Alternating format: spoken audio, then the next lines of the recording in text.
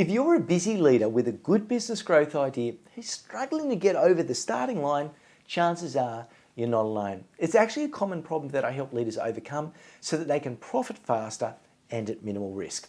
G'day, I'm Nils Vesk, and in today's session you're going to learn the 4 core areas of uncertainty that actually can prevent you from business innovation and how to identify them front and center so that you can actually overcome them and achieve your dream results without stress or worry. Now, uncertainties, unknowns, and the uncontrollable are 3 areas that you can unconsciously and subconsciously find stops you from innovating. And the solution is simple. Make those U words visible and consciously deal with them. Here's why. The more unknowns and uncertainties you can identify, the easier it is to address them and validate them to eliminate them. Now, not calling them out means that your limbic brain, that base part down the back of the brain, the primal part of the brain, will suppress your innovative thinking and call out danger, danger, and everything seems to stop. Now, this negativity bias is natural and it's there for a reason, but this is exactly why we need to do the work to counter that roadblock and get on with creating those growth innovations. Now, uncertainties of a potential innovation can be found in 4 core areas: tactical, financial, technical, and behavioural. When mentoring my clients, I always get them to outline the tactical uncertainties first, because if their idea is not tactically aligned with their business objectives or with a critical insight, they're going to waste time and money. A tactical uncertainty often includes either the problem you're trying to solve, we can call this an insight, or it involves a strategic fit with the organization's vision or priorities.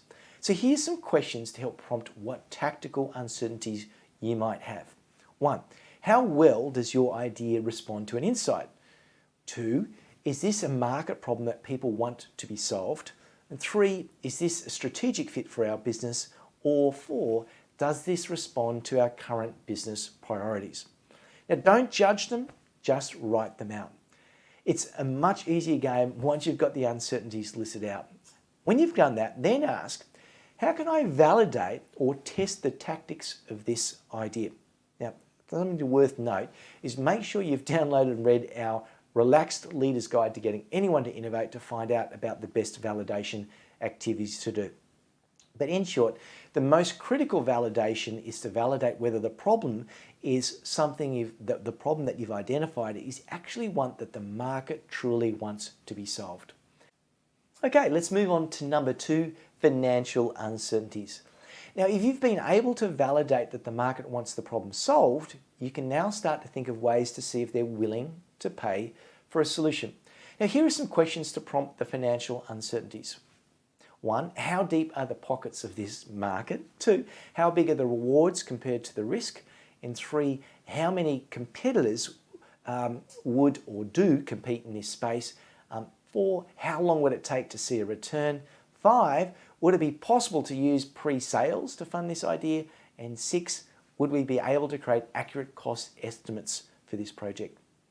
Now, if the market you'll tap into is cash-strapped and the market isn't massive, well, your rewards are likely to be low. So this idea, maybe it should be dropped or adapted somewhere in another way. The most crucial validation here is to validate whether the market is willing to pay for the solution. In short, you want to validate the buyer's intent. And the easiest way is to create a landing page with a buy now button and some cheap social media ads that advertise the problem and the solution and then send them to your specific landing page. The more people that click on that buy now button, the more validation you have. All right, 3, technical uncertainties. The more technical unknowns of how to build something or make something work, the less appealing the innovation becomes. Unless there are people we can outsource to help or do the activity for us at a reasonable price. Most people mistakenly dive into the technical feasibility of a project before assessing it financially or tactically. Now, people will tell you to do this, but frankly, it's the wrong thing to do. I mean, why waste hours or days trying to work out the idea's technical feasibility if no market wants the problem solved or no one's willing to pay for it? Tactics and financial opportunities first. Anyway, here are some questions to help prompt what technical uncertainties you might have. How many unknowns are there to construct this solution? Do you have the technical skills to solve this? Is there anything you could outsource in the construction of this or in the improving the usability? Is there any automation that might make it even faster or easier to use? Is it possible to ensure quality? Or do you have the project management skills to do this? Now, if your idea has hundreds of unknowns or you don't have the technical expertise to solve them or the money to get expert help, the signs are saying ditch it. All right, our fourth area of uncertainty is behavioural uncertainties. Now, people sometimes behave differently from what we would like them to do. They ignore one advertisement, but they flock to the other. They ignore instructions, they assemble our product the wrong way, they do all kinds of crazy things. But if there is any uncertainty in how people respond or act, we want to know about it. This way, we can test for it and see how we can influence and maybe nudge their behaviour into a preferred pattern. So here are some questions to help prompt what behavioural uncertainties you might have. 1. What's the financial, emotional or physical cost to a customer if they don't use our business offering? That's a good one to nudge them, to influence them to consider it. 2. What are the biggest mistakes someone is likely to make using our product offering? 3. What assumptions would a customer have about how to use our product? 4. How might a customer interpret our product offering? And 5. What does our customer care about that we don't care about? This one sounds a bit weird, but often we care about all these things, but the customer cares about something else. And we want to focus our marketing, our product design, our communication about what they care about, while still trying to mix in what we want. A couple more.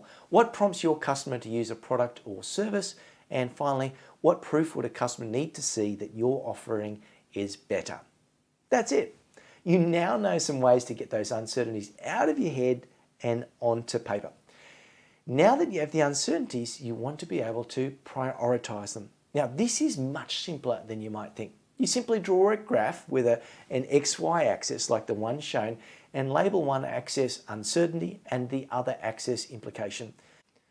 And now plot your uncertainty. If the issue has a high level of uncertainty and a high implication, that means if you get it wrong, it's the end of the world, then you would whack it up the top right there.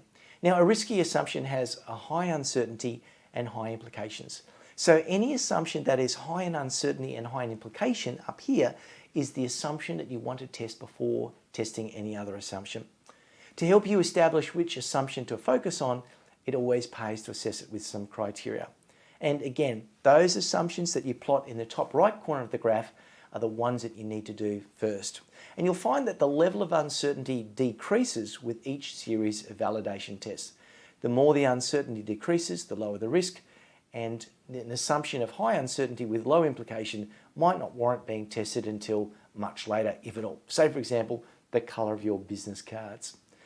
So let's wrap this thing up. Now, while naming and claiming uncertainties may seem like a bit of work, in reality, it's fast to do. It actually also allows you to see what you need to validate to proceed or to ditch the project. Either way, it's a win-win situation. I mean, you're not wasting any cognitive load thinking about it if you ditch it. And if you go forward, you can rest assured that the activity and validation will eliminate the risk and increase your certainty of success.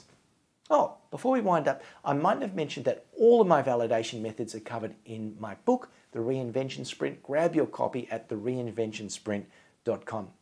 I'd love to know how identifying your uncertainty works. Please direct message me, email me, comment below. If you like this, please press the like button and subscribe.